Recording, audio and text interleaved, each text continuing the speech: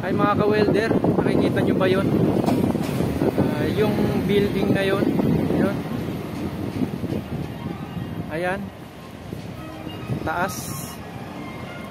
Yan ang nagiging posibleng trabaho ng mga scaffolder na nag-a-apply dyan sa Pilipinas papunta dito sa Japan. Yan, tara, lapitan natin. Yan, sobrang taas niyan. Yan, about sa construction, yan ang nagiging trabaho ng mga scaffolder. Yan, may mga scaffolding yan paikot. Ayan, paikot yan. Yan ang ina-assemble ng mga scaffolder. Yan, yun, may pakyat.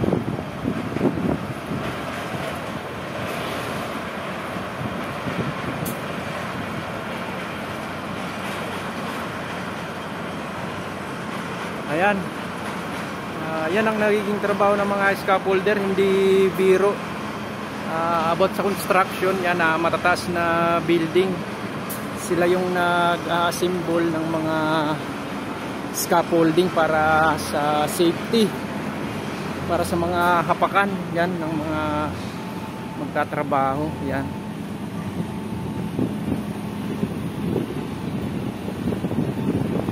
yan ang posibleng magiging trabaho nila, mga scaffolder dyan sa Pinas na nag-a-apply dito sa Japan, trabaho bilang scaffolder.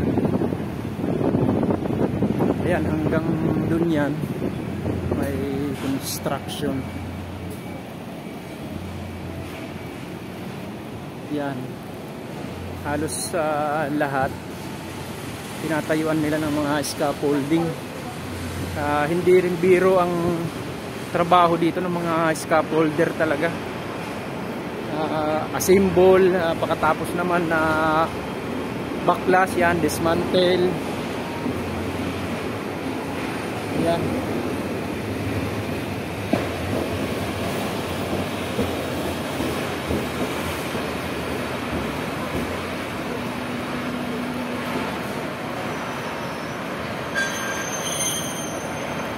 yun ang taas niyan.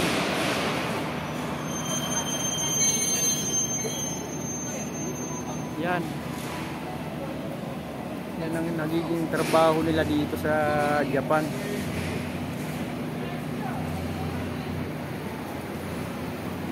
Kaya kailangan talaga malalakas yung katawan ng mga scaffolder. Talagang dyan nila mararanasan yung buhat-buhat ng mga scaffolding. Yan, medyo may kabigatan din. Ayan, hanggang dun sa dulo ang construction.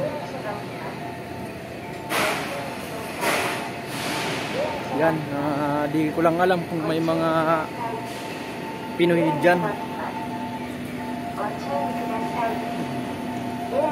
Siguro mayroon, kasi marami talagang nag-a-apply din ng mga Pilipinong scaffolder.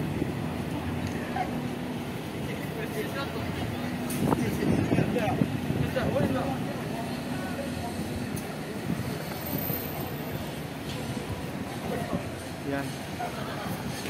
Yun mga ka-welder, karamihan din talaga ng driver dito at mga taga-deliver ng construction supply, mga babae ang driver dito. Yan, mga Haponesang babae yan, mga driver ng mga forward, yan, mga forward truck. Yan, mga babae ang driver. Yan,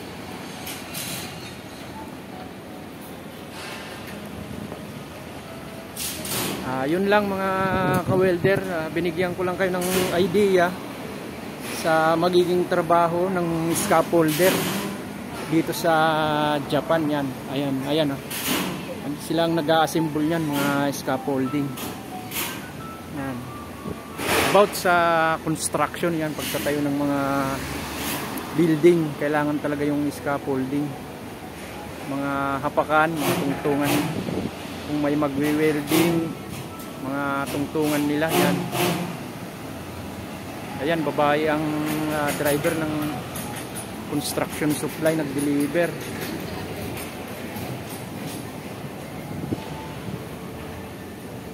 Ayan, yun lang mga ka-welder. Yun ang posibleng maging trabaho ng mga scaffolder dito sa Japan kapag yun ang a-applyan nyo, scaffolder.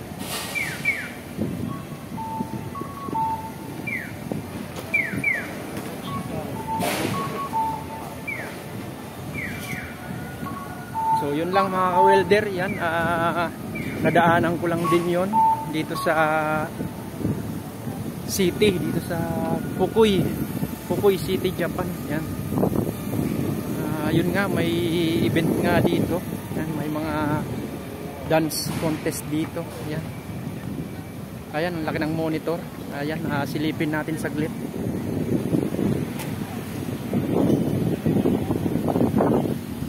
Silipin natin yung sumasayaw.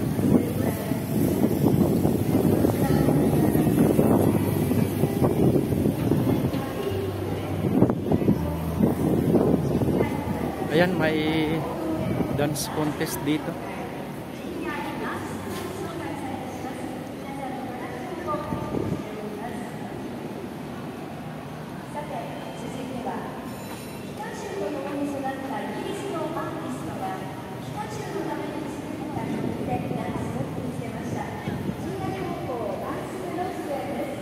Ayan, maraming taong nanonood.